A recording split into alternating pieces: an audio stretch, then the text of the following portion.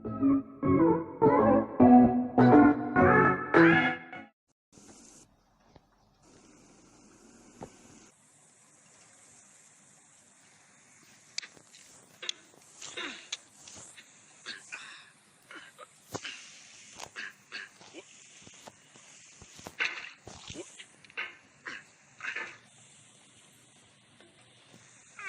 no feeling more intense than starting over.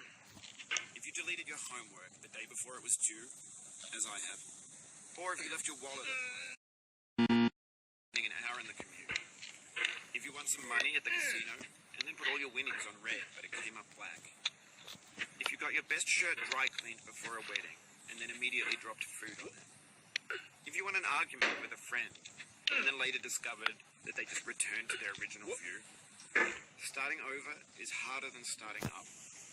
If you're not ready for that, like if you've already had a bad day, then what you're about to go through might be too much. Feel free to go away and come back. I'll be here.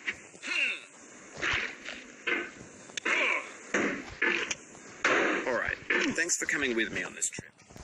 I'll understand if you have to take a break at any point. Just find a safe place to stop and quit the game. Don't worry, I'll save your progress, always. Even your mistakes. This game is a homage to a free game that came out in 2002 titled Sexy Hiking. The author of that game was Jazzuo, a mysterious Czech designer who was known at the time as the father of B games. B games are rough assemblages of found objects. Designers slap them together very quickly and freely, and they're often too rough and unfriendly to gamers to following. They're built more for the joy of building them than as polished products. In a certain way, Sexy Hiking is the perfect embodiment of a B game. It's built almost entirely out of found and recycled parts, and it's one of the most unusual and unfriendly games of its time.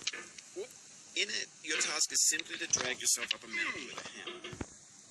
That act of climbing, in the digital world or in real life, has certain essential properties that give the game its flavor.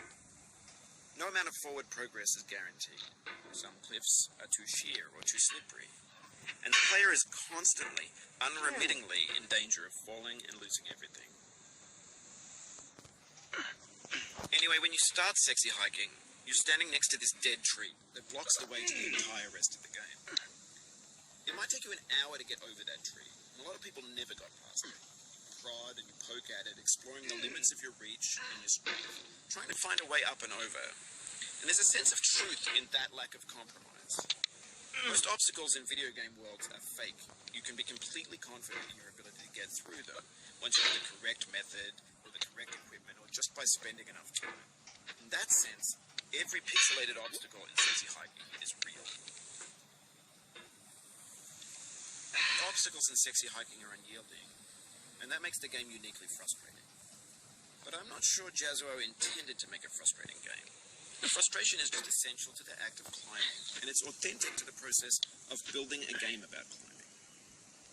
A funny thing happened to me as I was building this mountain. I'd have an idea for a new obstacle, and I'd build it, test it, and it would usually turn out to be unreasonably hard. But I couldn't bring myself to make it easier. It already felt like my inability to get past the new obstacle was my fault as a player rather than as a builder. Imaginary mountains build themselves from our efforts to climb, and it's our repeated attempts to reach the summit that turns those mountains into something real. When you're building a video game world, you're building with ideas, and that can be like working with quickset cement. You mold your ideas into a certain shape that can be played with, and in the process of playing with them, oh no! Until they're immutable, like rock, and at that point, you can't change the world without breaking it into pieces and starting fresh with new ideas.